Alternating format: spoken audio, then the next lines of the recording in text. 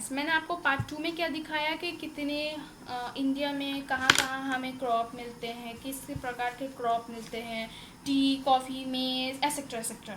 तो अब हम नेक्स्ट क्या पढ़ेंगे। हमारे इंडिया में दो तरह के क्रॉप्स मेनली होते हैं, एक है खरीफ क्रॉप और एक है रबी क्रॉप्स। खरीफ क्रॉप्स, मैं आपको डेफिनेशन बताती हूँ। The crops which are sown in the rainy seasons are called kharif crops. हमारे इंडिया में रेनी सीजन ज़्यादातर कब होता है?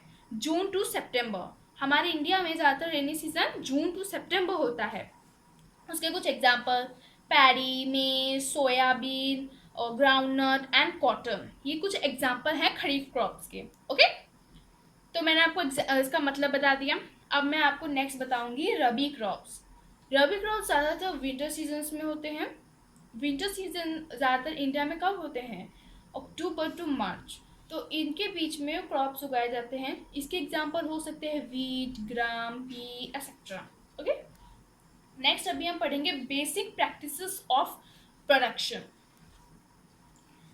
There is a question, why paddy can not be sown in the winter season.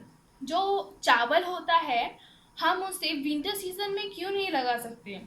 चावल को उगने के लिए बहुत ज़्यादा पानी चाहिए, इसीलिए वो रेनी सीजन में उगता है। और विंटर सीजन में क्या है, ज़्यादा पानी नहीं गिरता, मतलब ज़्यादा बारिश नहीं होता, इसीलिए पैडी को हम नहीं लगा सकते हैं। किस महीने में? विंटर सीजन में। सो cultivation of crops involves several activities undertaken by farmers over a period of time. Crops को कल्टिवेटेड होने के लिए बहुत ही महीने लगते हैं, जो फार्मर्स के अंडर में होता है, मतलब फार्मर्स ही उन सबको करते हैं।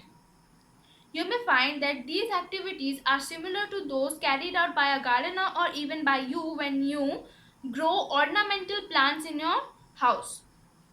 जो फार्मिंग एरियाज में जो काम करते हैं हम, वो ज़्यादातर आप किसी गार्डनर को करते हुए देख रहे होगे, या फिर हम जब कोई प्लांट लगाते हैं तब हम करते हैं। जैसे हमने ब्रिंजल, टमाटो, पटैटो, इन सब का प्लांट लगाया अपने गार्डन में। जैसे भी कोरोना वायरस चल रहा है, लोगों अब लगा रहे हैं घर में लाके पेड़, उसमें टमाटर कुछ जो लगाया वो भी उनके यूज में अभी आ रहा है ना। These activities or tasks are referred to as agricultural practices, which are listed below. इन्हीं टास्क को और एक्टिविटीज को हम क्या कहते हैं? Agricultural activities, practices. और एग्रीकल्चर प्रैक्टिसेस हमें नीचे भी लिखे हुए हैं, आप देख सकते हैं। प्रिपरेशन ऑफ सॉइल, मतलब बीज को बोने से पहले हमें तो पहले उन्हें प्लाउइंग करना पड़ेगा। मैंने आपको बताया था ना एग्जाम्पल, प्लाउ क्या होता है? जो बुल से अटैच्ड होके लगाया जाता है, फार्मर्स उन्हें ज़्यादातर खेतों में चलाते हैं, उसे कहते हैं हम प्लाउ। और मिट्टी को खोदना हम क्या कहेंगे? प्लाउइंग और टिलिंग। ओके, तो पहले हम सॉइल को प्रिपेयर करेंगे, मतलब पहले हम उन्हें खोदेंगे। हम उन्हें किसी भी एग्रीकल्चरल चीज़ों से खोद सकते हैं, जैसे मैंने आपको बताया था सिकल, प्लाउ, खुरपी, शोवल, इन सब को हम एग्रीकल्चरल प्रैक्टिसेस मतलब प्रिपरेशन ऑफ सॉइल में यूज़ कर सकते हैं। सोइंग, फिर उनमें हम बीज डालेंगे। हम किसी का भी पेड़ लगाया, हमने पोटैटो को लगाया, ब्रिंजल का लगाया, पहले उसके बीज तो डालने पड़ेंगे, है ना। तो हमने उसमें बीज डाला। नेक्स्ट है adding manure and fertilisers. Manure और फर्टिलाइजर्स, मैन्योर और फर्टिलाइजर्स के बारे में हम आगे पढ़ेंगे, मैं पहले आपको इतना बता देती हूँ। मैन्योर और फर्टिलाइजर्स में क्या होता है, उसमें हम न्यूट्रिएंट्स देंगे। जैसे हम खाना खाने से हमें न्यूट्रिएंट्स मिलता है, वैसे प्लांट्स को मैन्योर और फर्टिलाइजर्स देने से उन्हें भी बहुत ज़्यादा न्यूट्रिएंट्स मिलता है।